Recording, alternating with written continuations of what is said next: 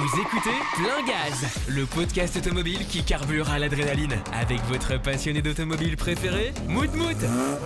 Accrochez-vous, ça va décoiffer. What's up, guys? C'est Mout Mout, j'espère que vous allez bien.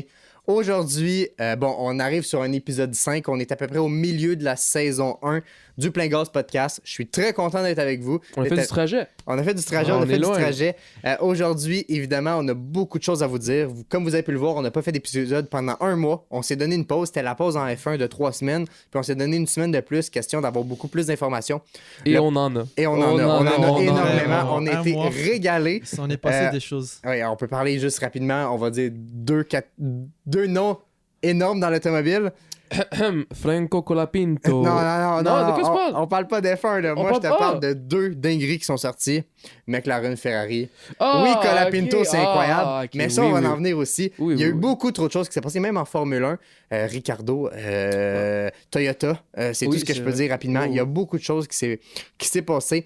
J'espère que vous êtes prêts pour un tour d'horizon parce que ça va être des modèles exclusifs qu'on va vous présenter, puis beaucoup de choses, ainsi qu'un épisode spécial avec notre guide de l'auto qu'on va vous présenter un peu plus tard. Donc, attachez votre ceinture et préparez-vous pour un nouvel épisode du Plein Gaz podcast. Yes, sir. Alors, on commence où? On commence où? Je pense qu'on a beaucoup de choses à faire. Je pense que je vais laisser Ilias commencer tout de suite parce que je sais qu'il y a beaucoup de points à présenter. Ouais. Puis je veux qu'on passe à travers de tout ça ensemble. Ok, donc première des choses, comme vous le savez, il y a quelques semaines, Ferrari ont dévoilé leur nouvelle hypercar. Celle qui va succéder à la Ferrari, qui est sortie, je le rappelle, en 2014. L'hypercar de Ferrari, un peu, c'est... Juste avant de continuer, la Ferrari de 2014, qui était le modèle... Qui était le modèle qui faisait partie d'un des 3 gros modèles de toutes les hypercars. Les hypercars, là. Donc, ça faisait partie des... Tu sais, on avait McLaren qui venait sortir la P1, puis on a eu Porsche qui ont sorti la 918 Spider avec l'hybridation dessus, et la Ferrari qui était sortie en 2014. Il faut savoir qu'une fois de temps en temps, au travers des années, au travers des époques, Ferrari sortent des véhicules assez exceptionnels. On a eu, il y a longtemps, la F40, ensuite on a eu la F50, la Testarossa, on a eu la Enzo, pour après ça la Ferrari, aujourd'hui la F80. Donc, véhicule qui va sortir dans très peu de temps, début 2025-2026, on va commencer à avoir les livraisons. Premièrement, vous en pensez quoi? Moi, je trouve qu'elle est belle, puis je trouve qu'elle ressemble beaucoup à la SP3 Daytona. Wow! De devant, du moins. Un peu. Je comprends pourquoi tu dis qu'elle y ressemble. C'est pas la même chose, mais je comprends ce que tu veux dire. Mais je vois le devant en particulier, je trouve qu'ils sont identiques un peu. Honnêtement, en termes de design, j'ai trouvé que... J'étais plutôt surpris parce que j'ai trouvé ça un peu controversé sur les réseaux. Ouais. C'est pas une voiture que j'ai eue, honnêtement. Tu sais, entre une SP3, Daytona SP3 ou F80, honnêtement, la SP3, elle est vraiment, vraiment, vraiment très, très, très belle, je trouve. Elle est très belle. Hein? Vraiment, Sur le rouge, là. Elle est magnifique, la Daytona Ferrari SP3. en rouge. Puis à la limite, ça aurait été l'hypercar de la prochaine. Si c'était vraiment celle qui succédait à la Ferrari, je pense qu'elle recevrait un petit peu moins de hate parce qu'elle est vraiment très, très jolie. La F80, je l'haïs pas, je l'aime beaucoup, la F80. Ce qui fait beaucoup jaser avec la F80, comme vous le savez. Je sais où est-ce que tu t'en vas. C'est un peu ce choix par rapport au moteur qu'ils ont mis sur cette voiture. Parce que je le rappelle, cette année, on a eu le Ferrari Purosangue qui est sorti. Oui. Purosangue qui était, à mon avis, est exceptionnel. Moi, je trouve qu'elle est magnifique, cette voiture-là, honnêtement. Qui aurait cru voir un jour une Ferrari SUV? Ça, c'est vrai qu'on s'en attendait tous pas, mais quand que le Urus est sorti, on était tous surpris. Puis tout le monde se disait, il n'y a personne qui atteint le Urus. Aujourd'hui, on prend Lotus qui ont sorti un SUV. On prend Ferrari qui ont sorti un SUV. D'ailleurs, j'ai 2 anecdotes sur ça. Vient. J'ai 2 anecdotes sur ça. Première l'anecdote, c'est que avant que le Urus sorte, le véhicule... Est-ce que vous savez c'est quoi le SUV le plus rapide avant le Urus? Avant le Urus. C'est très difficile à deviner. J'aurais Bentayga en tête, mais... C'est Bentayga. C'est ça? Mais c'était le Bentayga Speed qui était avec le W12. C'était vraiment le SUV le plus puissant, le plus rapide du monde. Ensuite, il y a eu le Urus. Puis ensuite, je pense aujourd'hui, c'est le DBX 707 ou le Cayenne GT. Ça se joue Turbo proche. GT. Ça se joue très proche. Quand même. Puis il y a aussi le Urus Performantique. Sauf que tu prends aujourd'hui une Ioniq 5 N. Ah frérot, ça c'est... On parle de puissance. On parle de puissance. Tu prends l'Ioniq 5N versus un Urus sur route. Le Ioniq est plus rapide. Ça va changer. Je connais pas. Moi, je connais pas. Moi, je peux pas te donner mon point de vue si je connais pas les trucs. Maintenant, je suis d'accord avec toi. Mais éventuellement, ça va changer et c'est dommage pour l'industrie. Ça, je peux pas l'enlever. C'était le point juste que je voulais amener. Je suis d'accord avec toi. Ça fait mal. Ouais. J'avais une autre anecdote d'ailleurs que j'ai oublié que ce que je voulais dire. Il y avait le Urus. Mais revenons au Ferrari Puro Sangue. Ferrari qui était... C'est franchement incroyable comme... Oui, la deuxième anecdote, c'est que Ferrari, il ne considère pas que c'est un SUV. Ah ouais, j'en ai entendu parler. Ils considèrent ça s'appelle...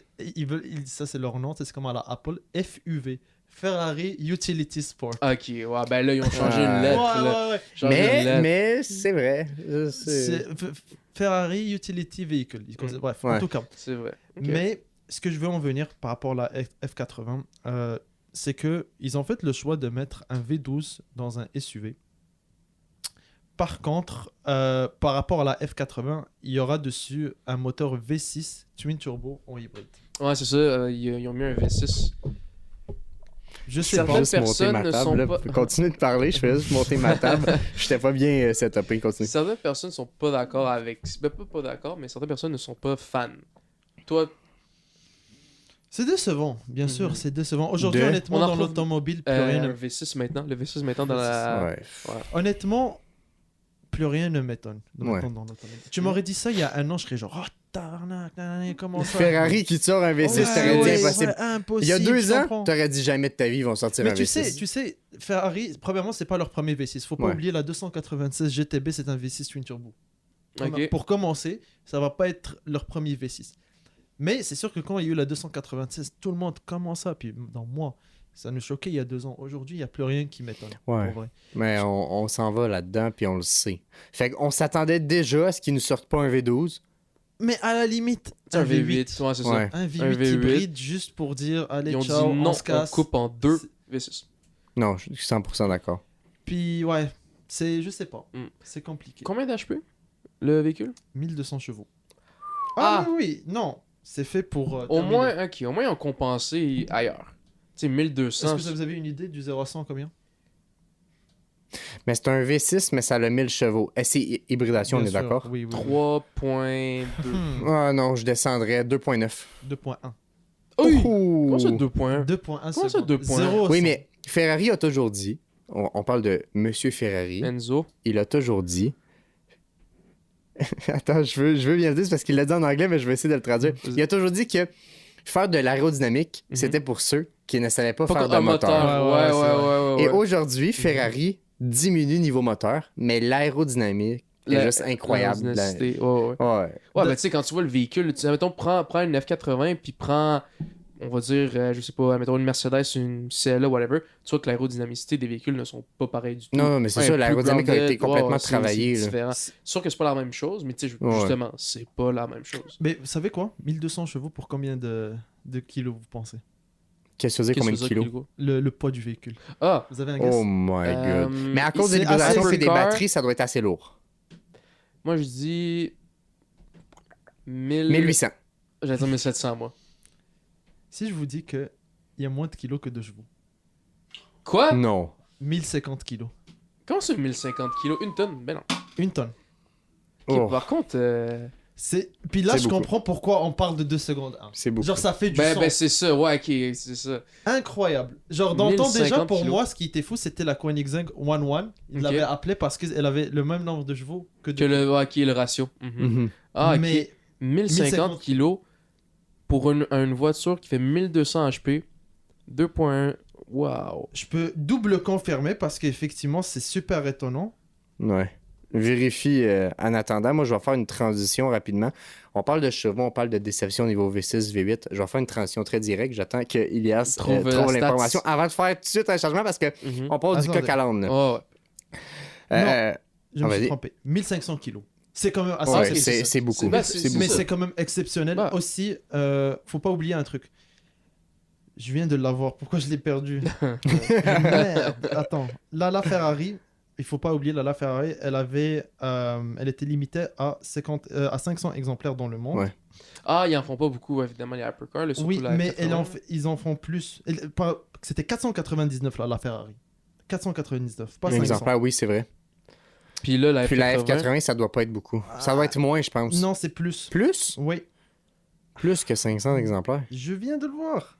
Ouais, ben depuis que la Ferrari est sortie, il y a eu beaucoup de millionnaires crypto qui ont été faits. Fait que là, tout le monde va aller spend le money. Ben, on parle de millionnaires crypto, mais aujourd'hui, c'est beaucoup plus facile de faire de l'argent. Tu sais, là, on dévie du véhicule, mais 799. 799 exemplaires.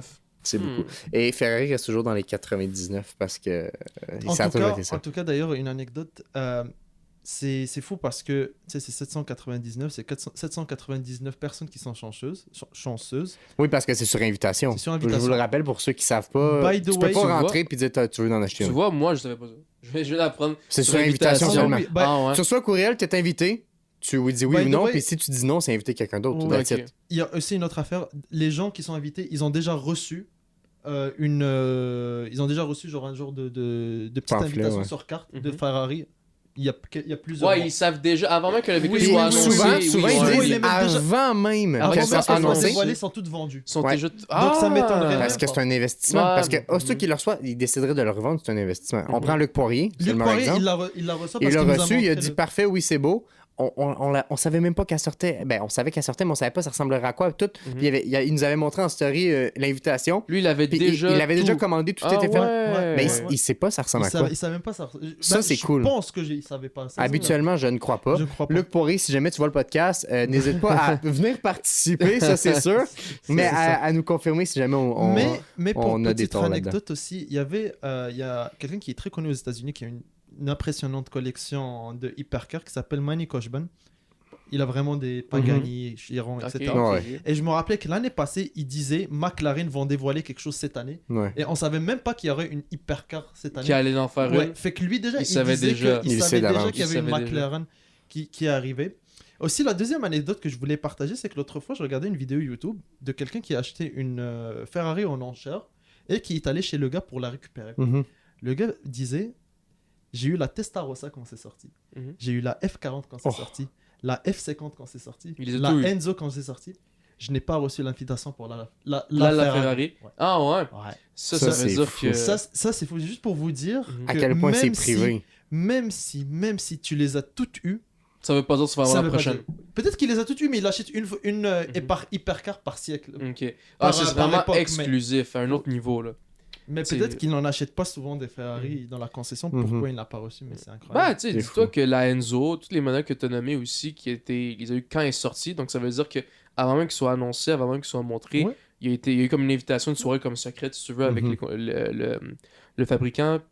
C'est ça. Tu parles d'invitation secrète, là. Je dévie beaucoup parce qu'on a beaucoup de trucs à parler, mais invitation secrète qui a été faite par Jaguar aussi dernièrement. Ils ont fait une invitation secrète à tous les personnes qui en ont acheté beaucoup. Puis ils étaient invités dans une pièce. Et là, c'est là qu'ils dévoilaient tout. Le véhicule, il était pas fait. C'était juste les designers qui montraient. Ils savaient pas comment ça allait fitter le moteur et tout parce que Jaguar va aller juste dans l'électrique. Mais c'était une soirée privée où est-ce que tout le monde était sur place, puis les gens regardaient à quoi ça ressemblerait pour voir est-ce que ça vous intéresse parce qu'eux, ils ont acheté des Jaguars. Puis c'est là qu'ils se sont dit est-ce que ça va être quelque chose d'intéressant, puis ils s'en vont dans le full électrique. Puis c'est là que quelqu'un en entrevue, je l'ai entendu parce que j'ai écouté le balado du guide de l'auto qui expliquait ça. Puis le gars disait que ce véhicule-là, quelqu'un qui roule là-dedans, c'est comme une Batmobile, tu vois, t'es un super-héros. Fait qu'ils vont aller dans quelque chose de spécial, puis c'est des soirées spéciales un peu comme ça que les gens sont invités. Pour parler vite fait de Jaguar, si je pense, je prends 2 compagnies en ce moment qui viennent en tête que personnellement, je leur donne 5 ans. Je pense, personnellement, et j'espère me tromper parce qu'on veut que ces marques-là continuent. Et j'espère vraiment me tromper. J'ai en tête Lotus. J'ai en tête Jaguar. Pour moi, c'est failli très très bien. Et je vais dire très, très, très facilement pourquoi, selon moi, présentement, Lotus est en difficulté. Ils sont en retard. Ils sont en retard. Mais avec leurs nouvelles qui sont sorties, vas-y, Yacine. Jaguar, j'ai vu, ils ont pas vraiment beaucoup de modèles. Ils ont tout fermé. Ils ont tout fermé. Ils ont juste le VUS puis la... Non, juste le VUS. C'est ça, ils font plus rien. Et la raison, c'est parce qu'ils veulent aller dans le full électrique. Fait que Jaguar, moi, davantage, je leur donne 5 ans.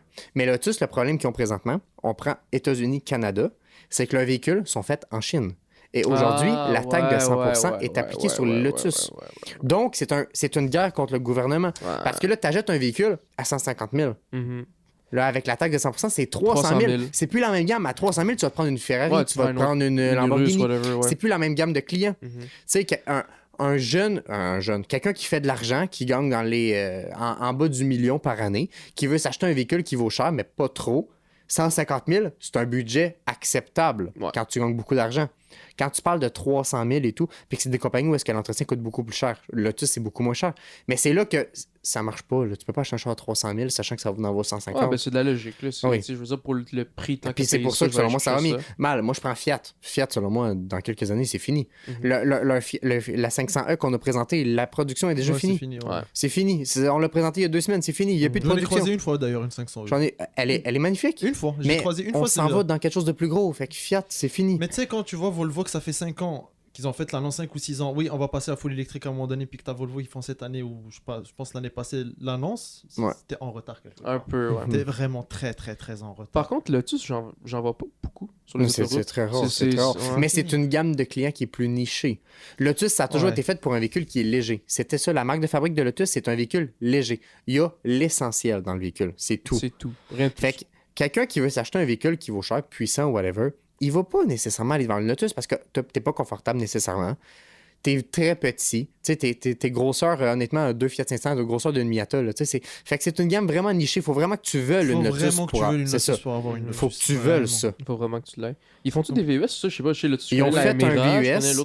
Je me souviens pas du nom du VUS. Emira, si je me trompe pas. Non, la Emira, c'est le dernier qui vient de sortir. Oui, t'avais raison. Le dernier VUS, on l'a vu pour ceux qui regardent mes vidéos YouTube depuis longtemps, on est allé à Toronto avec Ilias, un de mes amis Cédric et tout, puis on est allé à Toronto au Salon de l'auto du Canada et on a pu le voir de nos propres yeux, le SUV. Ça s'appelle Lotus Electre. Ouais, exact. Il est très joli, honnêtement. J'ai pu le voir de nos yeux. Je l'ai vu en fait 2 fois. Une fois au salon d'auto, puis une fois je l'ai vu sur la route. Ouais, je l'ai vu sur la route cet été. Moi, je le trouve très beau. Et c'est bizarre. Je sais pas par contre ici. Moi, je l'ai vu en Europe, donc. En termes de rétroviseurs, c'était des rétroviseurs... Des caméras. Ah oui. Je sais pas Ils l'ont annoncé au début avec la Audi, la e-tron. Ouais. Je me souviens pas parce que quand on l'a vu au salon, moi je me souviens d'avoir vu l'intérieur du véhicule puis d'avoir capoté parce que dans mes souvenirs, c'était un gros écran et tout, puis ça m'avait vraiment marqué.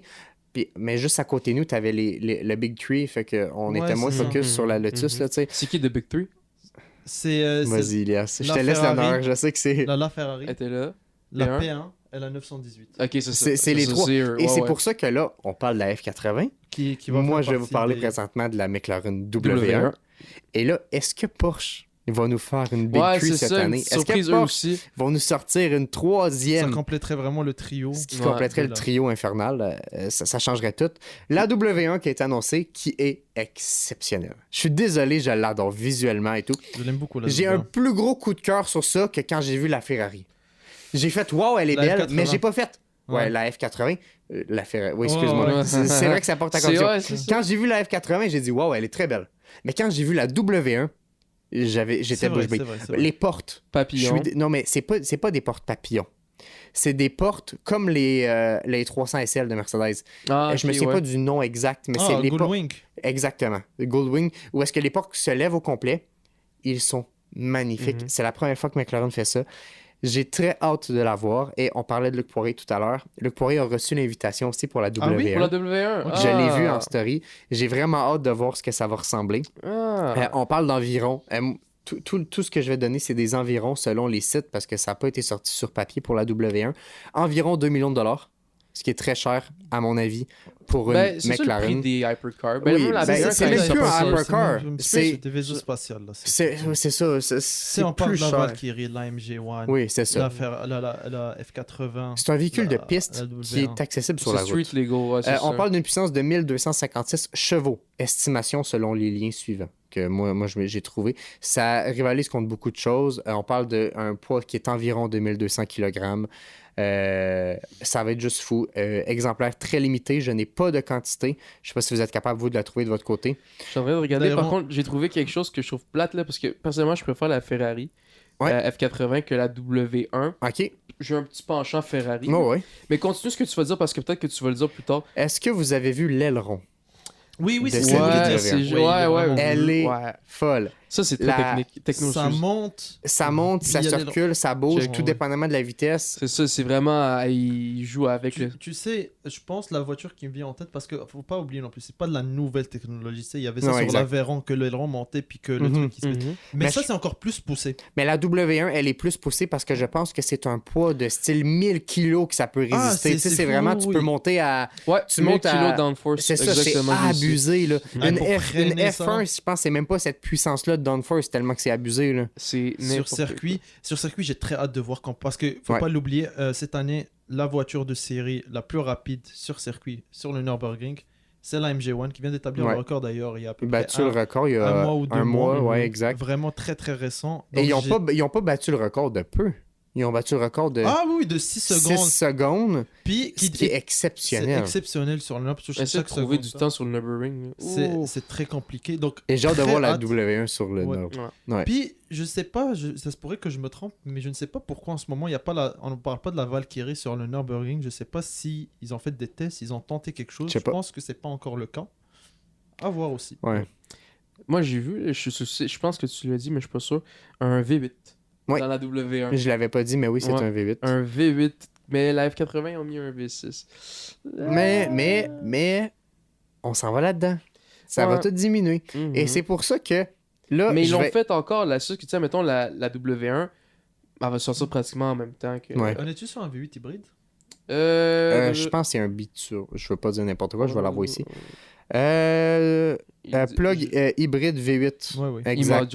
C'est l'aérodynamique d'une Formule 1. En passant, elle va sortir en 2026. On parle de 916 HP dans le gaz et électrique 342, ce qui nous donne 1258. 2 100 000 que j'ai juste ici selon le site Car and Drive. Je n'ai pas le nombre d'exemplaires. Je sais pas si Yacine, tu peux le trouver en attendant. Peut-être regarder, ouais. Non, honnêtement, c'est juste exceptionnel. Le torque, l'accélération. Attends, je vais être capable de l'avoir ici sur le site. 99. Exemplaire, c'est incroyable. Elle me fait beaucoup penser rapidement le style de la GTR, de la McLaren GTR, je trouve. Un petit peu. L'effort très agressif et tout, j'aime bien. On parle d'un 0-100 en 2,7 secondes, ce qui est très cool. Puis le poids, tu 1200 approximatif. Pensez-moi à la McLaren GT, pour ceux qui connaissent.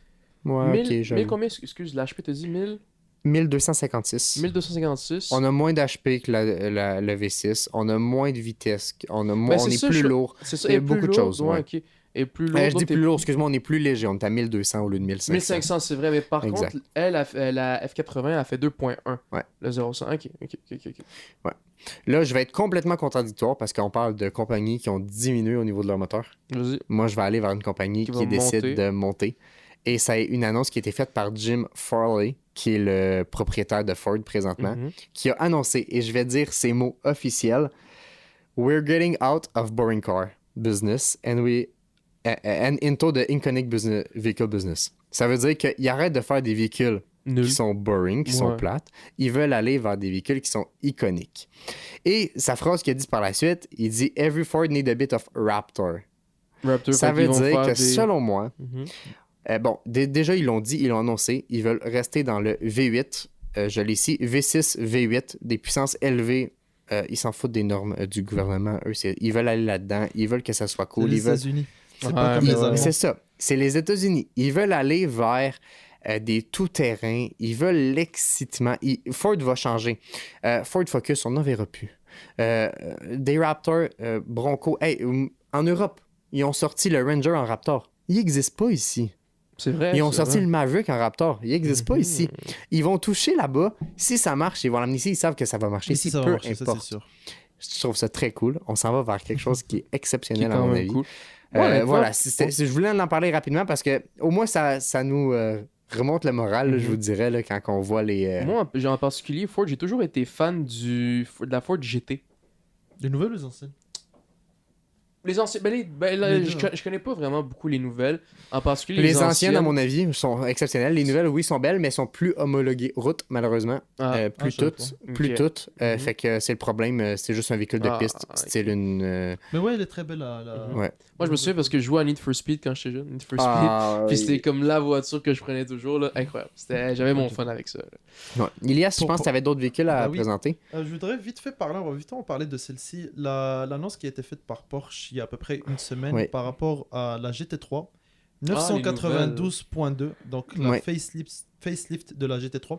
Elle change vraiment pas au niveau de l'extérieur. Oh non, honnêtement, j'ai pas vu la différence. Je pense juste au niveau des phares arrière très légèrement. Je parlais justement avec Ilias, j'ai dit ils ont fait des nouveaux tests avec la 992, tu tiens sur le Norb. Puis là je t'ai dit ça, puis tu dis ben non, mais c'est pas la nouvelle. Puis je t'ai dit oui, c'est la nouvelle. Puis là on s'assinait, mais c'est parce qu'elle visuellement elle change pas. Non, mais ça c'était complètement différent. Oui, c'est ça, c'était la MR, exact. C'était une GT3 MR, donc c'est ça. Mais au niveau de la GT3 992.2, ce qu'ils ont changé, ça va être les suspensions, la boîte de vitesse retravaillée. Bon, c'est une PDK, ça fait au-dessus de 10 ans qu'ils ont ça, mais bien sûr, ils retravaillent toujours la boîte. Maintenant, il y a quelques petites affaires qui sont intéressantes. Premièrement, il faut savoir que le prix va être plus élevé que l'ancienne. Là, on commence à 240 000. L'ancienne, on commençait à 200 000. Ok, 40 000 de plus de base. On parle de 240 000, mais tu dois acheter minimum de ce véhicule chez Porsche pour avoir une GT3. C'est pas 3 ou 4? Oh, c'est plus que ça. Non, je sais pas. On sait pas, mais... tu peux pas acheter une Porsche juste comme ça. Il faut avoir des contacts. Oui. Je pense que c'est même pas... Il faut que tu achètes, il faut juste avoir les contacts, les bons contacts pour avoir ça. Ou que tu achètes usagé. Ouais, sinon. Ce qui est intéressant maintenant sur la nouvelle Porsche, je vais parler de deux choses. Premièrement, retour de la clé sur le côté. J'ai regardé. On a encore la clé où est-ce que ça permet de tourner parce que maintenant, je pense sur d'autres Porsche, c'est le bouton. Ouais. Donc on perd des boutons. Avec le bouton à gauche. C'est un peu dommage. C'est plate. On aime le fait que ça soit la clé, même si c'est pas une vraie clé. Même si c'est pas une vraie clé, mais juste la twist fait semblant que c'est une clé. Personnellement, il a essayé une 911 récemment. Là. Ouais. C'est ça. Fais-nous parler. Là. La clé à gauche, honnêtement, je veux dire, on est tout habitué d'avoir un bouton à droite ou une clé à droite. Mais juste le fait que ce soit à gauche, puis en plus, la qualité qu'il y a sur la clé, c'est vraiment cool. Ouais. Et moi, j'ai conduit une Porsche dernièrement aussi, une Boxster 2008. J'ai fait une vidéo qui est sur la chaîne disponible. Puis aussi la vidéo de la Porsche 911 que Yacine parle va être disponible dans 2 semaines. Oui, c'est ça, dans 2 semaines. Bientôt. Ça va être disponible très bientôt. Où est-ce qu'on va vous présenter une 911 Carrera S. Véhicule à 230 000 $ canadiens et plus même. Ce qui est très, très cool. On a eu la chance de pouvoir filmer ça. Mais quand que je parle de la 2008, la clé, c'est une clé que je rentre à l'intérieur, c'est pas un bouton. Et là, c'est vraiment tu différent. La mets, puis J'arrive, c'est une 2008, c'est logique, là, mais tu l'installes, tu tournes vers toi. C'est vraiment bizarre parce que tout est inversé, tu comprends? Mais, en tout cas, c'est bien. Tout ça pour dire que le fait que ça soit comme ça, tu tournes comme ça, c'est quand même quelque chose de bien par rapport au bouton. Maintenant, ça, c'est sûr que ayant récemment essayé avec Yacine et Alex une Porsche, le compteur, c'était quelque chose que j'aimais beaucoup sur la Porsche. Ouais. Vraiment, le compteur que tu vois l'aiguille monter. Le d'RPM, ouais. C'était incroyable. On passe maintenant sur du compteur digital. C'est plus le même ressenti, c'est plus le même effet. Tu sais, là, tu vois vraiment un écran. C'est vrai, j'ai l'image. Tu sais, t'as quelque chose de mécanique, puis t'as un iPad. Tu comprends que... non, mais tu sais, essayez de voir ça de même. Pour ceux qui écoutent le podcast, je pense que vous commencez à réaliser, Ilias et l'électrique, ça ne fait pas deux. Non, c'est vrai. Ça, par contre, je suis pas d'accord, parce qu'on parle pas d'électrique. Moi, je te parle d'électronique en tant que tel. Mais... L'électrique, c'est autre chose. Moi, je te parle d'électronique. T'as un écran devant toi, puis t'as une aiguille. Je trouve que sur une Porsche, en tout cas, ça a de l'effet. Sur ma voiture, tu me mets un compteur digital, je m'en fous. Moi, je suis très fan du compteur digital, fait qu'honnêtement, ça me touche pas parce que j'en aurais pas. Mais sur une Porsche, je trouve que ça fait de l'effet. Maintenant, je pense que tu devrais avoir le choix. À la limite qu'ils le mettent en option. Oui. Tu vois ce que je veux dire? Oui. Tu payes 20 000 balles de plus, mais tu l'as en option. Je pense que ça pourrait être quelque chose de bien. Moi, je pense que ça serait logique qu'ils mettent le cadran de base comme dans le véhicule qu'on a essayé. Ça, c'est de base. Et si tu veux le digital, comme je pense pas, parce que la plupart vont vouloir analogue et non digital, selon moi. Parce que, tu sais, mettons, dans les Audi en particulier, justement, Porsche, c'est le même fabricant. Mettons, je connais la Q5, t'as le modèle de base avec 2 cadrans comme ou le modèle supérieur. C'est ça. Ou t'as le modèle où tu payes plus, puis t'as tout le cadran digital au complet. C'est le même principe. J'avais essayé le Hyundai Santa Cruz. Je voulais changer mon véhicule pour ça. Puis celui de base, c'est tout à aiguille. Puis moi, je voulais le digital. Puis c'est vraiment le premium. Faut que tu payes le Personnellement, sur des véhicules de chaque jour, le digital, j'irais jamais. Mais sur une Porsche, je trouvais que ça faisait de l'effet. Puis j'aimais beaucoup ça. Je suis 100% d'accord. Quand je voyais conduire Yacine, puis je voyais l'église. Ça, c'était un autre niveau. Dernière nouveauté, grosse nouveauté d'ailleurs, c'est dans la GT3. Est-ce que vous savez c'est quoi le Veysar Package? Veysar, ça me dit quelque chose de non. Le Veysar Package, si on prend sur la GT3 RS, sur les RS en tout cas, on a la possibilité de prendre le Veysar Package. Le Veysar Package, ça fait quoi? C'est très cher, c'est genre 40 000, 50 000 $ de plus sur le véhicule, mais ça fait que tu as le toit en carbone, tu as l'aileron en carbone, tu as des bucket seats écrits dessus Veysar Package, tu as beaucoup de petites choses que c'est vraiment très focus track. C'est une très bonne option à cocher parce que beaucoup de propriétaires recherchent ça dans une GT3 RS. Maintenant, sur la GT3, elle sera disponible. Cette option sera disponible à sélectionner dans la GT3. Wow. Donc, on parle de l'aileron tweaké un peu pour la track. On parle du toit en carbone. Plein de choses. Donc, ça va être un pas qui va être intéressant maintenant à voir sur la GT3. Ah, ben ok. Ben, il l'offrait déjà, je crois. Mais pas sur la GT3, seulement sur les modèles RS. Ouais. Ah, ok. C'est ce qui va être très cool. C'est la GT3. Est-ce que l'aileron va grossir? Non. Non? Ça reste la même dimension. Ça reste la même dimension, mais d'après moi, ça va être un petit peu plus... On va le voir visuellement, selon toi. Peut-être même pas. Honnêtement, je le sais pas. Mais on aura la possibilité de prendre le Veysar Package. Cool. Puis peut-être dans les suspensions aussi, ça va changer, etc. C'est vraiment... Le Veysar, c'est poussé pour la track. Ouais. Ok, quand même. Ça va être chaud. Ça va être du feu. Ça va être du feu. Ouais. Le prix en conséquence, mais bon. Quand t'aimes la track, tu comptes pas. Ouais, non, tu comptes pas. Exact. Avant de poursuivre, est-ce qu'il te restait un véhicule à présenter? 2 véhicules à présenter. 3 véhicules à présenter. Ok. Présente les 3, vas-y comme tu le sens. Par la suite, on va aller vers le segment électrique tranquillement, pas vite. Est-ce que vous avez vu la nouvelle BMW M235i? Oui. M230. Moi, je l'ai pas. Non, moi, je l'ai pas vu. Moi, j'ai vu Kia qui ont sorti un nouveau véhicule. Oui, hein, Kia, t'as vu, hein? Ça a changé, hein? Oui, je l'ai vu. Oui, pour ceux qui comprennent pas la blague, c'est que BMW, depuis 2020, depuis la série G, je trouve. Ouais, a beaucoup perdu niveau look, niveau pas mal tout, en fait.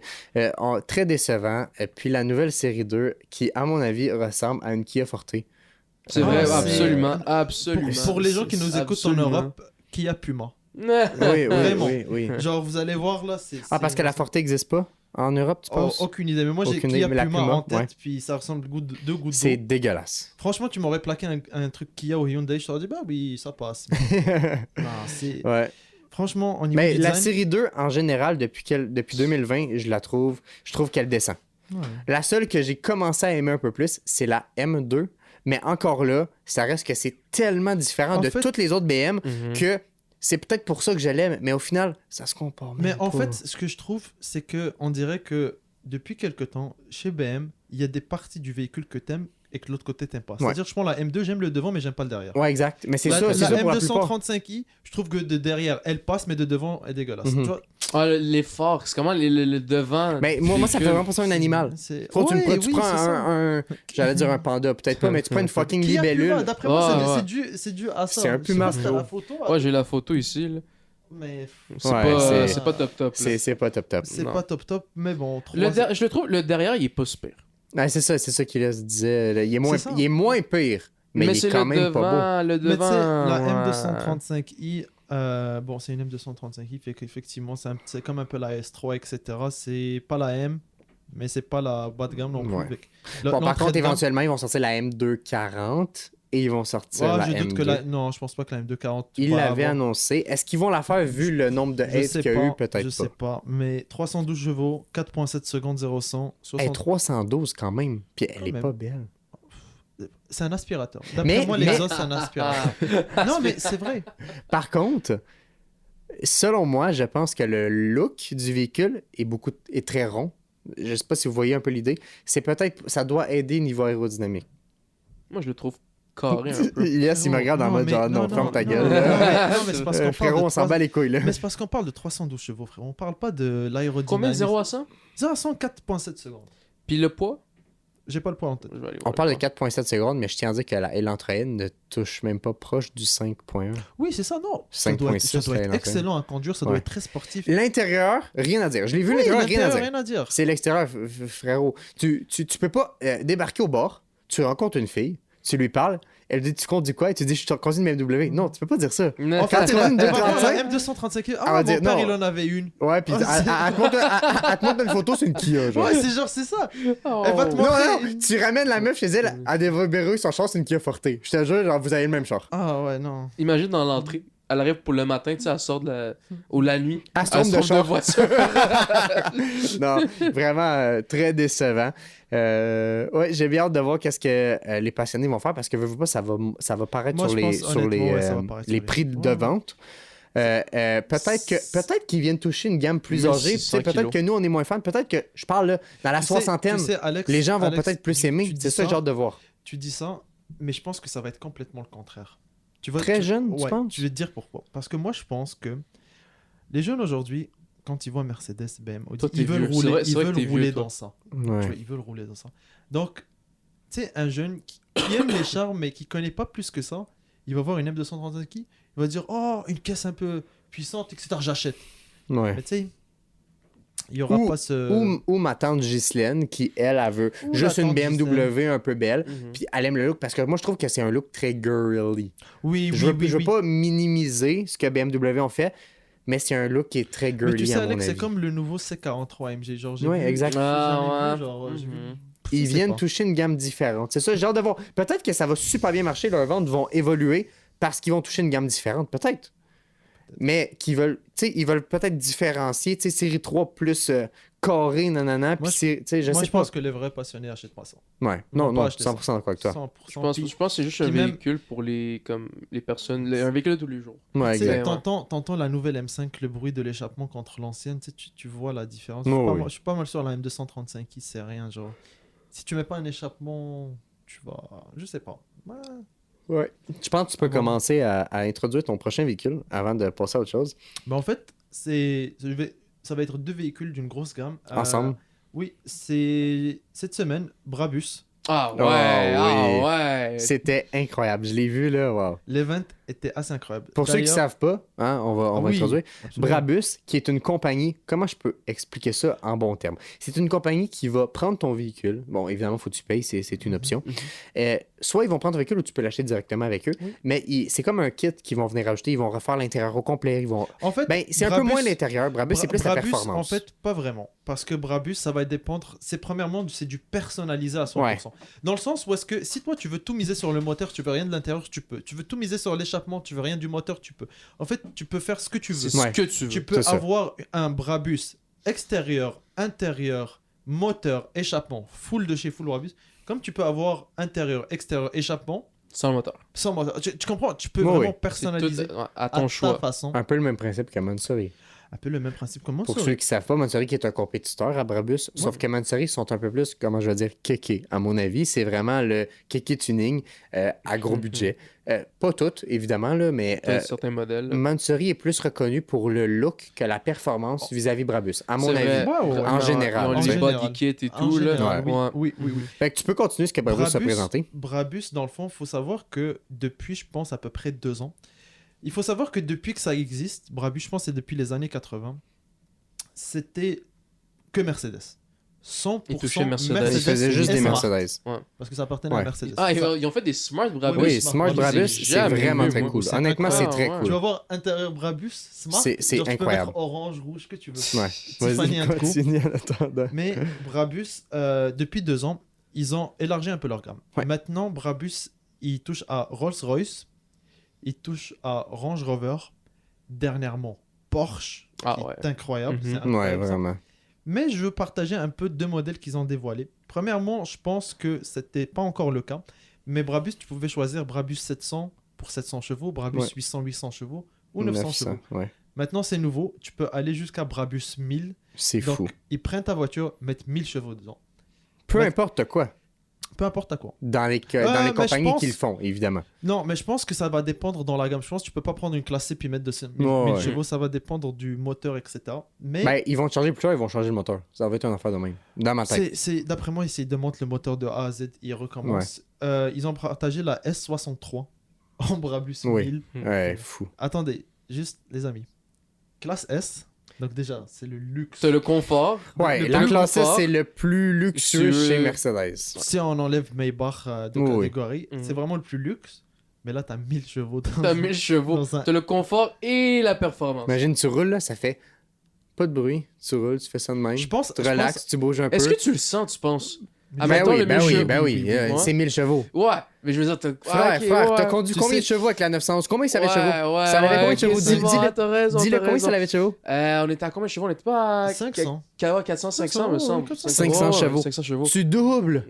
Peu importe le véhicule, ça honnêtement, pousse. je pense que dans l'autobahn, ça doit être le meilleur véhicule que tu puisses conduire. C'est sûr. Une S? Une S63. Ben oui, parce que t'es smooth, puis tu roules. Dans un confort inégalé. Tu roules à 300. Le moteur, il en demande même pas. Je suis sûr qu'elle monte à 350 à 1000 chevaux. C'est sûr. Easy. Mais ça, c'est incroyable. Donc, il y a eu ça. Oui. SL 63. Non, je l'ai vu. En break, en wagon. Ils ont pris un SL 63. Ouais. C'est beau. Je le trouve quand même beau. Il me fait penser à la C-Wagon, un peu. Moi, en fait, le Q, c'est la GT. En fait, Mercedes GT, à mon avis. N'oubliez pas, c'est une SL. C'est minuscule. Ça fait penser à la Z3. C'est pas une minuscule. Pas minuscule, la SL. J'en ai vu une SL. Non, c'est petit. C'est petit, c'est sportif. Est coupé, oui. Par quoi? C'est sport, mais coupé. Moi, le Q, c'est la GT. Mais tu sais, pour moi, c'est vraiment comme la Z3. Ouais, ben c'est ça. Mais c'est un peu comme, on avait vu un concept car que BMW, ben c'était pas BMW officiel qui l'avait fait, mais c'est un gars qui l'avait fait, tu te souviens, c'était une Z3 Wagon. Je te l'avais envoyé. Oui, ça me fait beaucoup penser à ça. Oui, mais c'est ça. 986 chevaux, est-ce que vous avez le prix?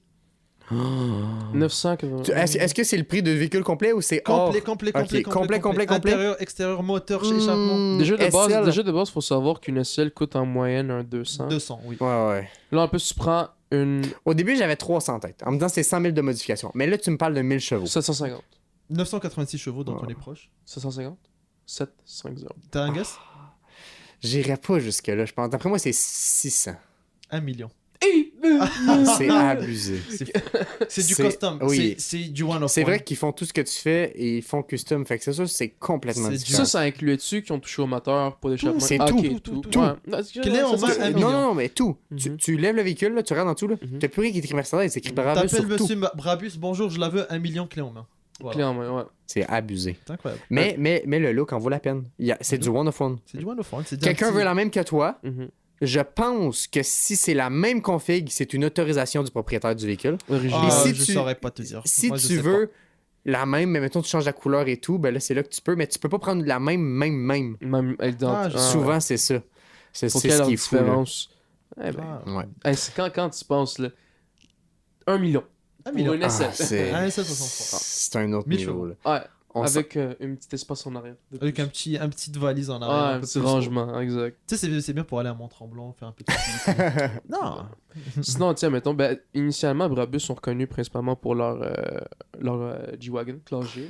G700 ou les Rockets. Je vais dire la Rocket 900. Là, moi, dans ma c'est tête, vraiment, je pense, le classe G-Wagon, c'est vraiment le fétiche de tous les gars passionnés de Mercedes. Vraiment, genre... G-Wagon. C'est le véhicule genre que tu vois dans ton entrée. Tu vois, je suis un peu déçu. J'aime beaucoup le G63 de GMK Montsori, mais j'aimais beaucoup le G. Ouais. Moi, pour moi, un G... Le Brabus. Le blanc qu'il avait fait, il était magnifique. Le seul wagon que tu peux modifier, c'est le G-Wagon G63 en Brabus. Rien d'autre. Tout noir. Ouais. Intérieur orange si tu veux être dans le moi c'est sûr. Moi c'est tout noir, intérieur orange, logo orange, Brabus. Moi c'est ça. Point. Ouais. Par contre, je sais pas, vous, parce que tu sais, maintenant il y a des Brabus. En fait, depuis toujours, il y a eu les G-Wagon, Brabus au Montsori. Ils enlèvent la roue de secours en arrière. Qu'est-ce que vous en pensez? J'aime pas. Moi je veux la roue de secours. Il y a aussi un autre détail que je déteste de voir sur les G, c'est l'aileron en arrière. Pas pour toutes. Il y en a que ça. Ben, mettons le Montsori, ça le fit parce que c'est Montsori. Mais tu me prends un Brabus avec l'aileron, non. Moi, j'ai vu de quoi, c'est GMK qui l'a mis une fois. Il a mis, justement, il était dans un G Brabus ou Montsori, je sais vraiment plus. Mercedes, quand tu ouvres le véhicule, tu as un bouton.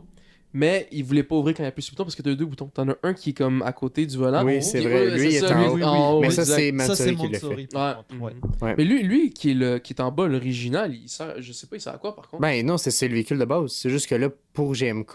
Il a décidé de le faire en haut. Non, tout est modifié. Fait qu'ils prennent même plus ce qui est de base. Oui, c'est même pas lui qui choisit, je pense. C'est même Mansory qui... C'est Mansory qui ont dit, on peut pas te le mettre là, on te le met là. T'as pas le choix. Il y a une raison à ça. Je me rappelle plus quoi il a dit son bouton fait autre chose, mais c'est ça, je me souviens plus. Il y a une vraie raison pourquoi, mais bon. Ouais. C'est incroyable.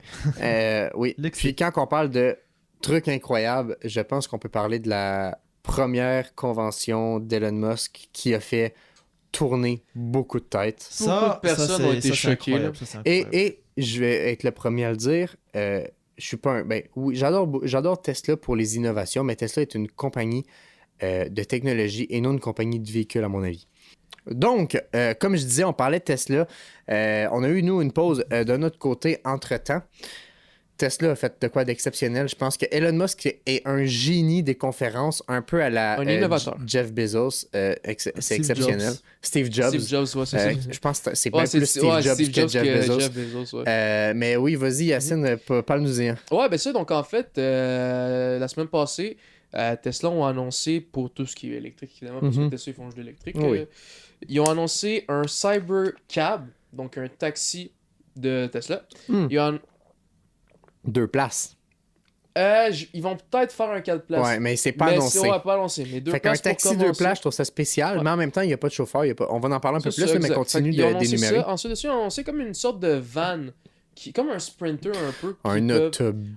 Parce que 20 personnes, c'est 20 personnes. Fait qu'un sprinter, c'est pas 20. Fait que c'est un peu plus gros, je pense. Style un mini-autobus scolaire. Ouais, ceux qui nous écoutent en Europe, ils le voient pas un peu. Mais vous voyez dans les films américains, le gros bus scolaire couple en deux. Ça ressemble à ça. Environ à ça. Et ben en fait, c'est pas vraiment automobile, mais le robot. Les robots. Je pense. Ça, je pense que c'est plus un kiff qu'ils vont faire. Est-ce que ça va marcher sur le court terme? Non. Puis je vais vous dire pourquoi. Vas-y. Tesla, sur place, quand les gens leur posaient des questions, ils leur disaient, est-ce que tu es 100% autonome? Et les robots répondaient, non, je suis automatisé avec un aide humaine. Fait que dans ma tête, je pense que c'est quelqu'un qui les contrôlait ou qui faisait les voix. Il devait avoir de quoi. Pour la démo ou pour l'événement, tu veux pas que ça se passe mal. Pour les démos, tu veux pas les toucher. Fait que j'ai bien hâte de voir ce que ça va donner, mais on parle pas de 2024, on va parler plus de 2026-27, que là, ça va être plus important. Mais oui, j'en prendrais un, moi, pour vider la vaisselle. Je pense que ça m'aiderait à sortir les poubelles. Oui, c'est sûr, c'est pas l'automobile vraiment, mais non, exact. Reste que combien vous pensez que ça va coûter un Cybercab? Cybercab, c'est pas très cher. Je vais dire 60. 30 000. Il est plus proche. 25. Je l'avais vu 30 000, mais moi, j'avais le vent en tête. C'est pour ça que j'ai dit 60. Mais oui, je savais que c'était 25. Puis, tu sais, ils vont faire quand même beaucoup de compétitions à l'international avec genre ils vont battre Uber et taxi. Ben oui. Mais moi, ce que je me demande, c'est les fonds, ils vont aller où? Tesla direct? C'est la compagnie Tesla qui va faire ça. Mais moi, ce que j'ai hâte de voir... Admettons, parce que quand tu vas prendre le cab, tu vas payer. Ouais. Mais comme... C'est Tesla. Ça, fait que ils vont créer une autre compagnie. Ouais. Mais moi, à mon avis, je pense qu'il va être intéressant, c'est si jamais ils décident de mettre le Tesla Cab en vente sur leur marché. Pour les entreprises. Alors, moi, à ce moment-là, j'essaie de l'acheter. Je l'utilise au quotidien. Et quand je travaille, je dis, moi, je travaille de 8 à 9. Viens me rechercher à 9 h. Le reste de la journée, va faire du taxi. Fais-moi du cash. C'est sûr que ça va finir par exister. Style Airbnb, tu prêtes ta voiture. Tu prêtes ta voiture. Ben, pour 25 000, c'est canadien, 30 000. Oui, ça, on parle de... C'est un bon investissement, là. Oui. En plus, tu payes pas le gaz et tout. Tu charges comme le kilométrage Moi, il y a moyen de faire de là, quoi. Est-ce qu'il va y avoir des compagnies qui vont en acheter plein? Puis qui vont faire ça? Ça doit exister. Je suis sûr qu'il va y avoir quelque chose avec ça. Et ça, c'est ce que je trouve intéressant. Ça fait mal à taxi, ça fait mal à Uber. Mais c'est un milieu qui peut avoir de l'argent. Style, Tesla signe un deal avec l'aéroport de Dallas. Puis là, à Dallas, tout l'aéroport complet, c'est juste des Tesla Cab. Puis justement, vu qu'ils vont être automatisés, ça va aussi comme... Pas éviter une certaine congestion, exact. Mais c'est tout ça. est réglé. Exact. Puis moi l'affaire que je me demande, ils l'ont pas encore... je l'ai pas trouvé, moi, personnellement. Mais c'est l'autonomie là-dessus. Comment ça va marcher? Pas indiqué. Comment ça va... Genre, mettons, c'est quoi l'autonomie? C'est équivalent d'une modèle 3. Fait que, tu sais, mettons, si on prend la modèle 3 de base... C'est 500... pas de base, mais la Dual, c'est 534 dans mes souvenirs. Tu sais, dans ce coin-là, peut-être. Fait que c'est pas super. Toi, t'en penses quoi, 534? Ben, mettons, toi, t'en penses quoi, en général, de la Cybercab? C'est révolutionnaire comme idée. Ouais. Ben, on le voit y venir. 2026. On voit y venir un peu. Elon Musk a toujours été un visionnaire dans ce qu'il fait. Mhm. Vraiment, genre, que ça soit avec la Model S quand c'est sorti, puis le fait qu'il voulait que pas mal tout le monde ait ça, puis que ça devienne vraiment l'auto électrique. Mhm. Puis il a réussi son pari. Donc le fait que... On dirait que j'ai comme confiance qu'il va réussir. Mais c'est un homme d'affaires, tu vois ce que je veux dire? Le gars, il est là pour faire de l'argent, puis il est habitué. Du monde d'affaires. Mais c'est au-dessus parce que ils viennent de régler Taxi puis Uber, deux compagnies qui font énormément d'argent, que ce qui leur coûte le plus d'argent... Tu sais, je vais dire Taxi, c'est le véhicule qui coûte cher, c'est le gars que tu payes qui coûte cher, puis l'argent, il touche un pourcentage pour le... Puis en plus, tu as la petite fille au téléphone qui répond. Tu parles de 3 salaires, ben 2 salaires. Mettons, la fille qui répond, le gars qui fait du taxi, c'est 2 salaires. Le gaz, c'est un autre prix. Mhm. Tu prends tout ça, lui, il vient de tout annuler. Ouais. Le véhicule coûte, je vais dire 30 000, OK? Ben c'est 25 US, fait qu'il y a 35, OK? Le véhicule coûte 35, point. That's it. Parce que Tesla, ils vont se recharger sur les bornes Tesla. Ouais. Tesla va prendre en part la charge. Tu vois ce que je veux dire? Ils chargeront pas à la propre compagnie. Fait que c'est là que tu t'en vas vers quelque chose que c'est comme ça a plus de fin. C'est juste de l'argent illimité pour eux, tu sais. Puis les pneus, de ce qu'on voit sur la vidéo, bon, ça a été très mal fait. C'est quelqu'un en vrai qui l'a vu puis qui a pris une photo. Les pneus qui sont gold, c'est le pneu qui a été peinturé. C'est vraiment laid. Ouais. Mais tu sais, les seules dépenses avec l'entretien en tant que tel. Puis à part même les sur pneus, Tesla, il n'y a pas d'entretien t'as vraiment. T'as les pneus, puis un alignement de temps en temps, mais tu sais, c'est fou, là. Vous en pensez quoi? Parce que dans la Tesla, le Cybercab, il n'y a pas de volant, ni de pédale. Non. 100% d'accord. Pour une raison simple. Parce qu'ils vont commencer avec ça, mais Elon Musk, j'ai lu dans un article d'un journal aux États-Unis, qui voudrait peut-être dans le futur en faire avec des pédales puis un volant. Moi, je vais être contre ça et je vais te dire pourquoi. Selon moi, c'est un service. Tu me suis? Tu prends le taxi. Ouais. C'est pas toi qui chauffe. Tu me suis? Tu embarques dans un véhicule. S'il mettrait de quoi, mettons, c'est vraiment un taxi, là. Tu l'appelles, il arrive, tu déverrouilles la porte, un peu comme les Jaguars qui ont fait que moi j'ai vu à Los Angeles, là, les Jaguars électriques, parce que tu as un volant, mais tu peux pas accéder à l'avant du véhicule, puis ça se fait tout seul. Ben là, le fait de pouvoir y accéder, parce qu'il y a juste 2 places, tu es en avant, ben tu pourrais toucher avec. Et là, c'est là qu'à ce moment-là, toi, tu es assis, tu prends ton taxi pour te rendre au travail, mettons. Puis là, ben, tu déciderais de prendre le volant. Ben là, à ce moment-là, c'est pas toi qui paie le gaz. Tu comprends? C'est comme si ton chauffeur de taxi s'arrête à aller chercher un café au Tim Hortons. Toi, tu t'embarques puis tu peux t'en aller. C'est là que moi, il doit être bloqué, mais c'est là que moi, je trouve que c'est... Ouais. Si le véhicule est vraiment bien fait, comme les autos... aujourd'hui, là, tu prends Kia, tu prends Hyundai, tu cliques sur le bouton, ça te garde entre les lignes. Ouais. Déjà, c'est fou. Le lane assist. Outre le lane assist, tu rajoutes le cruise control adaptatif. T'as pas d'autopilote là-dedans, là. C'est juste des capteurs. C'est juste des capteurs. Et ça marche très bien. Sûr, ouais. Fait qu'imagine si la compagnie est capable de changer de voie. Entre nous deux, c'est pas de même plus compliqué.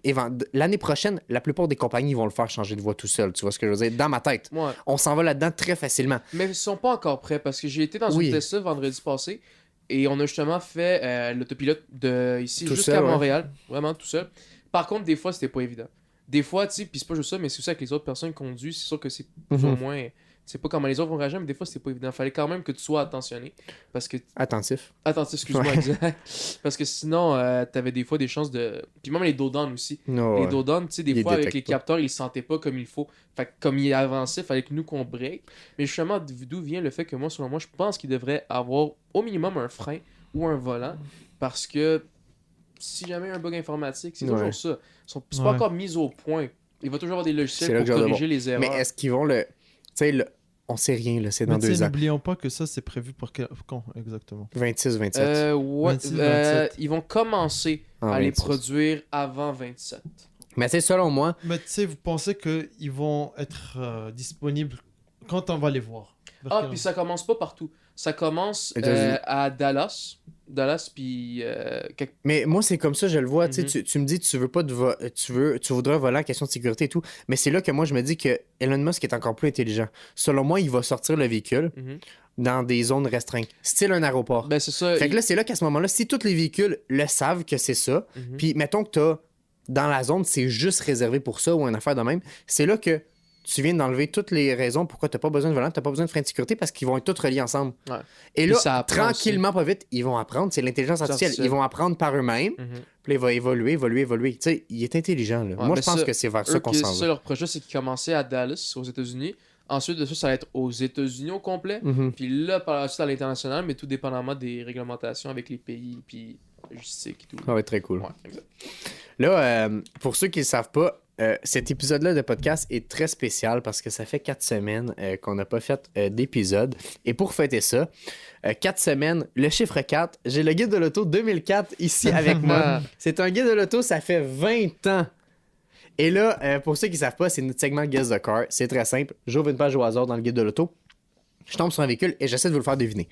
Là, ce qui est cool, c'est que c'est un guide de l'auto d'il y a 20 ans. Fait que les prix, de la misère un peu. Les prix, ça va être très compliqué. Les modèles, peut-être qu'ils n'existent plus. Peut-être qu'on les a pas connus. Je suis né en 2003. Vous êtes né en 2002. C'est beaucoup plus compliqué pour nous. J'ai bien hâte de voir si je tombe sur quelque chose de mythique qui existe encore aujourd'hui, ou style une Lamborghini Gallardo, là, ok, c'est plus simple. Mais si je tombe sur un modèle qui font plus ou peu importe, c'est là que c'est plus compliqué. Voyons voir si on est à la hauteur. Ouais. Regarde là, il...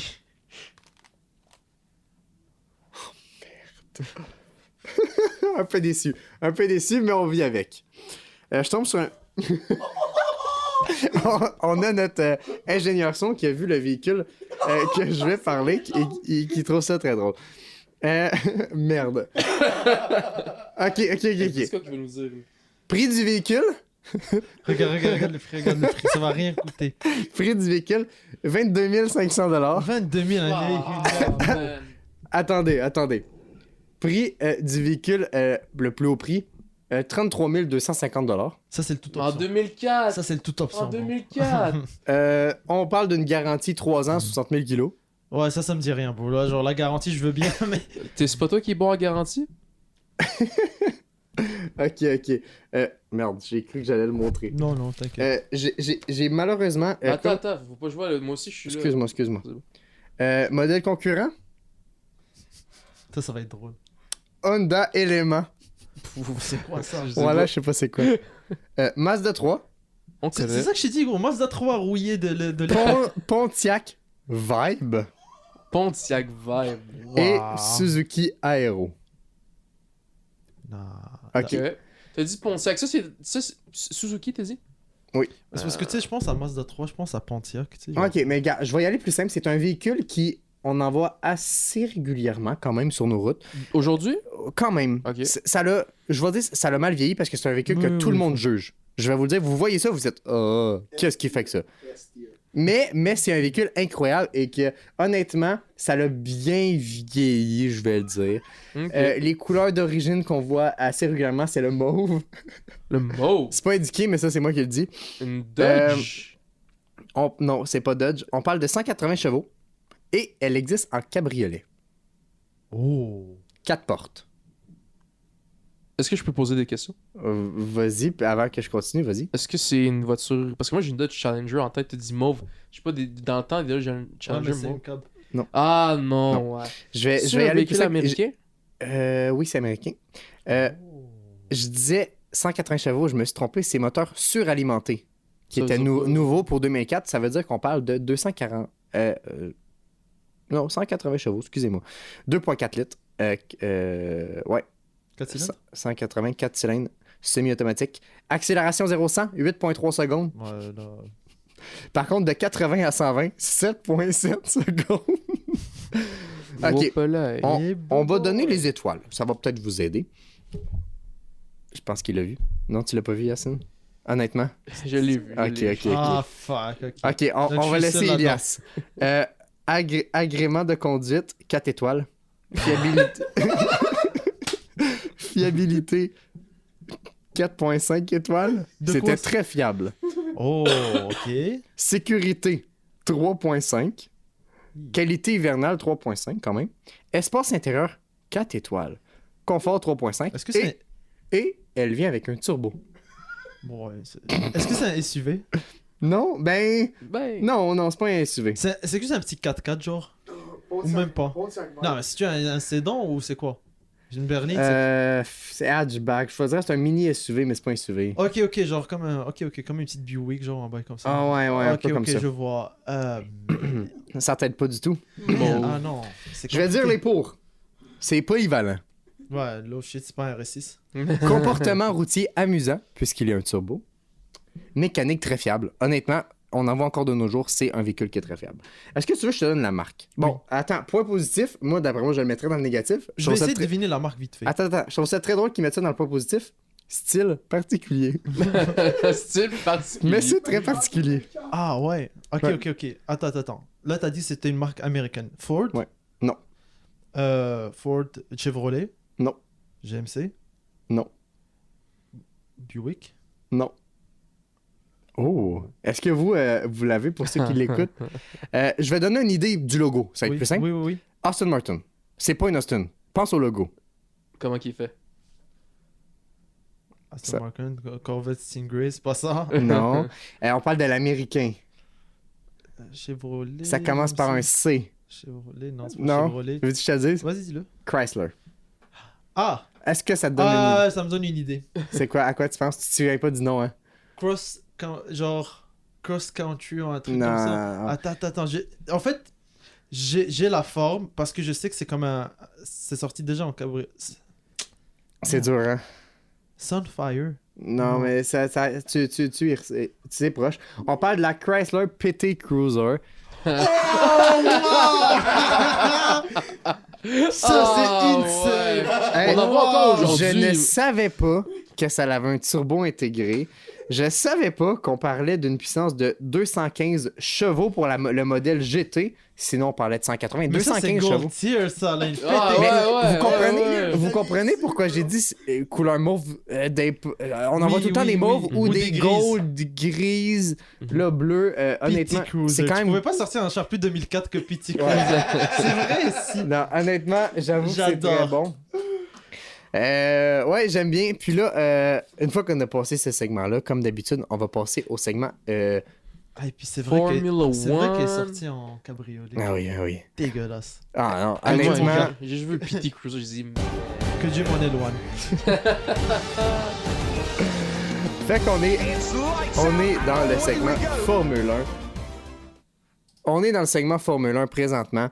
Et donc, qu'est-ce que ça veut dire la Formule 1? Ça veut dire beaucoup de choses parce que dernièrement, il y a eu énormément de choses. On va passer pendant la saison estivale. Je vais passer avec le point premier qui est le plus important et qui révolutionne la Formule 1 depuis les 10 dernières années. Et je ne sais pas si vous vous souvenez exactement parce que ça fait un mois. Ça fait un mois. Ça fait un mois. C'est quelque chose qui révolutionne. Ça change complètement la Formule 1. Je te parle pas de révolution, nouvelle chose qui arrive ou peu importe. Je te parle d'un changement qui est très décevant, mais en même temps... Non. Je vais parler du groupe LVMH, Louis Vuitton et Tiger, qui rachètent les droits de marque. Disons que Rolex n'existera plus en Formule 1. C'est vrai, tu sais quoi, c'est LV puis... C'est quoi le complet, t'as dit? LVMH, là, c'est le groupe complet. C'est Louis Vuitton, Tiger. Ouais, ça, Tiger, c'est ça. Ils ont tous plus ou moins. Ça va changer beaucoup à partir de 2026, si je me trompe pas, ou 2025. Ça va changer. Un petit peu décevant, à mon avis, parce que Rolex est là depuis des années. C'est comme la marque que tu vois. Mais c'est très bien pour l'Europe, parce que Louis Vuitton, mais pour ceux qui ne savent pas, c'est français. Fait que, est-ce que on va avoir un Grand Prix de France avec ça, peut-être. Moi, j'aimerais bien. J'aimerais beaucoup. Parce qu'on a quand même deux Français en Formule 1. Et... Moi, j'ai entendu parler de justement Louis Vuitton parce que Lewis Hamilton, c'est un ambassadeur de Louis Vuitton. Puis ça se peut que sur la Ferrari l'année prochaine, ils vont incruster, genre, tu sais, les fameux genre LV que tu vois sur la livrée. Ah, ça serait cool, hein? Sur son casque. Non, sur la. Ben, il pourrait. Ouais, sur son casque, c'est vrai, il pourrait le faire. Imagine Ferrari Louis Vuitton. Ah ouais, ça serait bon, hein? Ferrari LV. LV, ça pourrait être quand même chaud, là. C'est très cool. Genre rouge et blond. Et certains trophées vont être offerts dans une boîte. Mais c'est déjà présent à Monaco, ça. Oui, mais juste à Monaco. Juste à Monaco. Et là, ça va peut-être être plus large. On va parler aussi de la plus grosse tristesse pour la Formule 1. Daniel Ricciardo qui a quitté. Et selon moi, c'est une honte pour Red Bull. Il n'a pas quitté. Il s'est fait renvoyer. Oui, et c'est pour ça que je trouve que c'est une honte pour Red Bull. Parce que Ricciardo était un pilier pour Red Bull. Ricciardo a battu tous ses coéquipiers lorsqu'il était chez Red Bull. Même Max Verstappen, il l'a battu. Daniel Ricciardo est un pilier, OK? Et ne pas lui avoir donné une chance d'avoir son vrai dernier Grand Prix. Hey, son dernier Grand Prix, il a même pas eu le droit de dire que c'était son dernier. Il pleurait en entrevue. Ouais. Le gars, c'est une légende de la Formule 1. Vous auriez dû l'annoncer que c'était son dernier. Oui, c'est triste. Tout le monde le savait. Oui, mais c'était pas officiel. C'était pas officiel C'était triste, mais là, il y aurait eu un vrai au revoir. Il aurait fait des donuts de sa piste pour dire son au revoir. Tu vois, il y aurait eu un vrai quelque chose, puis tout le monde l'aurait plus accepté que se faire annoncer de même. Que... Mais Red Bull sont quand même assez... sont méchants. Ouais. Ils sont pas méchants, mais ils sont vraiment genre... comme... Rough. Ouais, c'est ça, exact. Tu sais, c'est arrivé plusieurs fois qu'ils ont changé de pilote en plein milieu de la saison. Ben, plusieurs fois. Oui, mais ça je comprends, parce que il fait pas de points, nanana, change-le. Je suis d'accord. Mais c'est pas comme s'il garderait, mettons. Tu vois ce que je veux dire? C'est pas comme une légende comme Daniel Ricciardo. Daniel Ricciardo, il y a 8 victoires. Il y a victoire à Monaco. Daniel Ricciardo. Mais vous dites légende. C'est pas une légende, mais. Hey, on parle de légende, ok? Donne-moi la seule personne qui aurait pu battre Lewis Hamilton quand il était champion du monde. Ricciardo était deuxième. Ricciardo était le seul. Enlève. Il était bon, mais enlève Hamilton qui performait aussi haut, il aurait été champion du monde.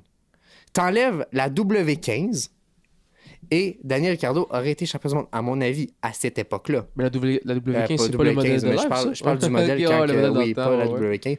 Mais tu enlèves la W11, je vais dire, je pense, ça changeait tout au complet parce que Red Bull était deuxième quand même et il faisait des performances de fou et il aurait... Parce qu'ils ont gagné, ça aurait tout changé. Selon moi, c'est une légende. Il a eu une belle place chez Red Bull. Il a eu une bonne carrière. Et c'est dommage qu'il n'a pas pu être remercié à la hauteur de sa carrière. Oui, je veux dire, Red Bull, on dit un post, merci.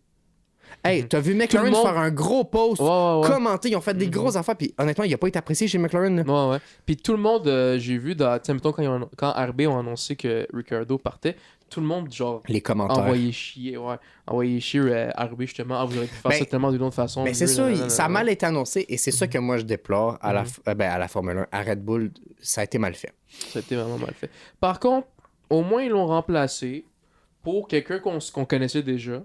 Liam Lawson. Qui a fait un très beau premier Grand Prix. Le premier Grand Prix qui vient de faire fini dans Austin, les points. Il est parti 19e pour finir 9e. Ouais, c'est très, très bon. Exact, excellent. Sachant qu'il n'avait pas roulé depuis le début de la saison. Et il rentre des points directs. Absolument. Bon, on parle de Stroll, mettons, qui n'arrive pas à rentrer des points. C'est un exemple très lambda. Là. Puis tu sais, pas juste ça, mais aujourd'hui, on est samedi le 26 octobre. Donc, il y a quelques heures, à peine une heure, il y avait les qualifs du Grand Prix de Mexique. Oui.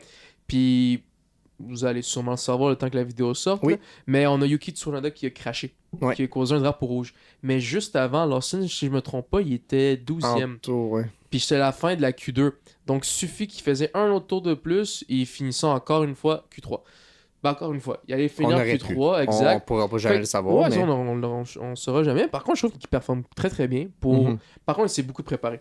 J'ai vu là, avec Marco, il se préparait beaucoup et tout. Mais il savait. Ouais. Il était genre vraiment investi dans son temps de driver reserve. Dans son contrat, c'était écrit qu'il avait une place en Formule 1 chez Red Bull en 2020, avant la fin de 2024. Ça stipulait que si jamais il lui donnait pas une place, il avait le droit de quitter la famille Red Bull puis d'aller voir ailleurs. Mais il voulait pas l'envoyer ailleurs. Parce qu'il trouve qu'ici est performant. Puis quand on parle de Red Bull puis d'envoyer du monde ailleurs, on peut parler aussi de Yuki Tsunoda, qui officiellement, pour la première fois, va faire les tests de fin de saison avec Red Bull. Les tests Pirelli pour les pneus. Fait que c'est très cool pour Yuki, honnêtement, de pouvoir faire les tests parce que ça veut dire qu'ils le mettent dans leur viseur pour une fois. Mais selon moi, ça ne durera pas longtemps parce qu'on a vu Red Bull faire une offre publiquement. Ben, une offre publiquement. Ils n'ont pas fait une offre directement, mais ils ont parlé publiquement qu'ils aimeraient aller chercher Oscar Piastri. Ah, ouais. Et Helmut Marko l'a dit. Il a dit, je ne vais pas le retirer de mes paroles. Je ne vais pas mentir. Il nous intéresse et on aimerait aller le chercher. Tu penses que ça va causer problème, ça? Max puis Piastri? En ce moment, tu vois comment Piastri est chez McLaren. Selon moi, Piastri ne devrait pas quitter McLaren parce que chez McLaren, présentement, il est à la limite de devenir pilote numéro 1. Selon moi, l'année prochaine, il peut devenir pilote numéro 1. Alors que si je le verrais chez Red Bull, ça va toujours être Max. Ça sera toujours Max. Ça sera toujours Max. Par contre, Max 2026, il pourra aller chez Mercedes. Il pourra aller voir ailleurs. Puis on pense tous qu'il va peut-être le faire. Et c'est là qu'à ce moment-là, l'écurie de rêve d'Oscar Piastri, quand il était jeune, il y a des photos devant les studios de Red Bull, il y a des photos sur les tracks, et c'est un fan de Red Bull. Fait que c'est sûr que ça va jouer dans son mental. Et là, c'est là que si Max s'en va, il tombe driver numéro 1, il de Red Bull, c'est son rêve. Vous voyez que ça joue plus que... Mais on va voir. J'ai hâte de voir. C'est un détail qui peut faire tout basculer. Mais 2026, Red Bull est en désavantage avec le moteur Ford de ce qu'on sait pour l'instant, alors que McLaren, ça a l'air de bien aller. Fait que c'est ça que ça va jouer beaucoup. Je pense que on va voir vis-à-vis les prochaines années, mais je pense qu'il a juste signé 1 an ou 2 ans Piastri, ce qui est très peu. Je pense que signé jusqu'en 2025. Ouais, c'est ça. Fait que j'ai bien hâte de voir ce que ça va donner. Une année avec les réglementations. Puis justement, là en ce moment, il reste 2 places de libre dans la grille. Tu as une place chez Steak. Sauber, puis t'as une place chez RB. Ouais. Parce qu'ils ont changé. Ils n'ont pas annoncé Lawson officiellement. C'est ça, mais moi je suis pas mal sûr qu'ils vont. Ouais, moi, tu veux que je sois bien honnête avec toi? Vas-y. Perez s'en va. Ouais. Officiel. Ouais, après les qualifs qu'ils viennent de faire aujourd'hui, il finit quoi, 19e? Ben, ouais, c'est ça. Il passe pas. Selon moi, Perez va s'en aller à la fin de la saison. Ils vont annoncer Yuki qui va monter. Tu me suis? Je suis. Ils vont mettre Lawson chez RB. Puis il mettrait qui d'autre? Il mettrait Isaac Hadjar, ouais. qui va être, selon moi, champion de Formule 2, qui est très bon. Et même aujourd'hui, il était dans le paddock de Red Bull de Visa Cash-App pour voir la Formule 1. Il est très proche de Helmut Marko. Il y a beaucoup de photos avec lui. Ils sont très proches. D'après moi, il y a quelque chose qui s'en vient et il est très bon. Ah, il est performant, absolument. J'ai bien hâte de voir ce que ça va donner. Si ça serait ça serait une vraie équipe de rookies. Avec, honnêtement, une équipe très bonne chez Red Bull. Yuki est très bon et j'ai vraiment hâte de le voir performer dans une Red Bull si ça l'arrive. Est-ce que tu penses parce que Yuki a des problèmes de comportement, pas comportement, mais colérique. Je pense que ça va être un gros problème. Ça va être un problème. Et le problème, c'est que présentement, Honda met beaucoup de pression sur Yuki et Yuki, selon moi, s'il ne monte pas, c'est sa dernière saison en Formule 1. Tu penses? Ben, l'année prochaine. Non, à la fin de son contrat. Parce que Yuki est un driver 100% Honda. Ouais, et c'est la seule raison pour être à Red Bull, c'est que Red Bull est à Honda. Ouais. Mais là, 2025, 26, Honda a signé avec Aston Martin. Ah oui. Donc, logiquement, sa seule option, c'est Aston Martin. Mais là, le problème, c'est que t'en as un qui vient de signer puis qui va être champion du monde. Puis t'en as un autre que papa, maman, c'est pas un vrai driver. Tu comprends? Fait que c'est là qu'on a comme des problèmes qu'il peut pas aller là. Ouais. Mais il n'y a pas d'autre option. Ouais. C'est vrai. Mais je pense que l'option la plus. Je pense que le move de génie qui a été fait cette année avec les signatures, c'est Ocon qui a signé chez As. As qui va très bien présentement. Et génial. As qui vient d'annoncer officiellement leur partenariat avec Toyota. Et donc, selon moi, on va avoir une solide performance de As et une grosse évolution.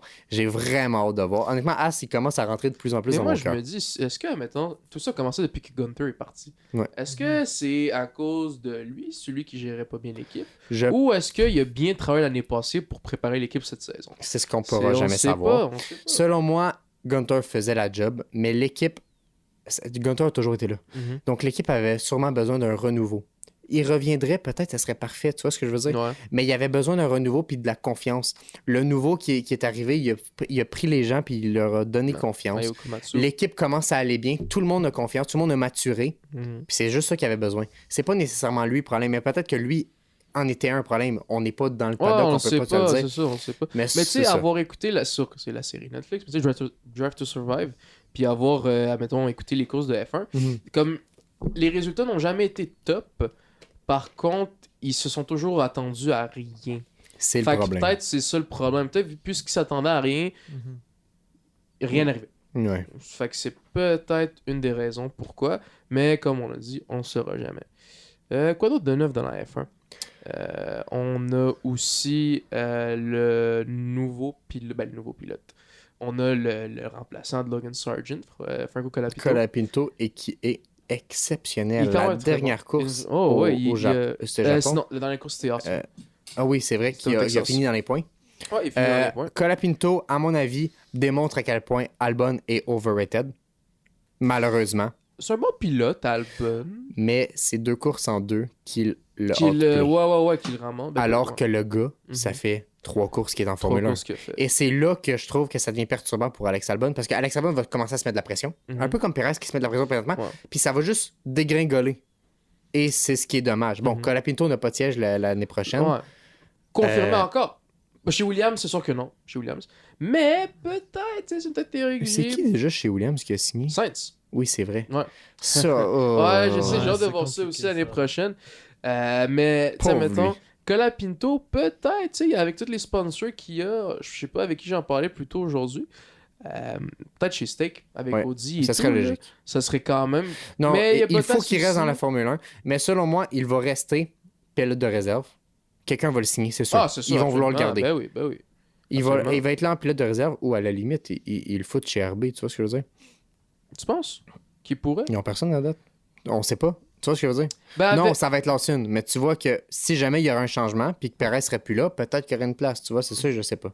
Donc, on a eu des petits problèmes avec la caméra. Fait qu'on va continuer sur nos prévisions pour la F1, pour ce qui s'en vient, pour la course de demain pour nous. Donc, la course du Mexique. Grand Prix du Mexique. Fait qu'on vous allez voir, vous, c'est ça qui est le fun de fait de le sortir la semaine prochaine. On le sort toujours une semaine après. C'est que vous savez tout de suite si on a raison ou pas, si on a été bon sur nos guesses.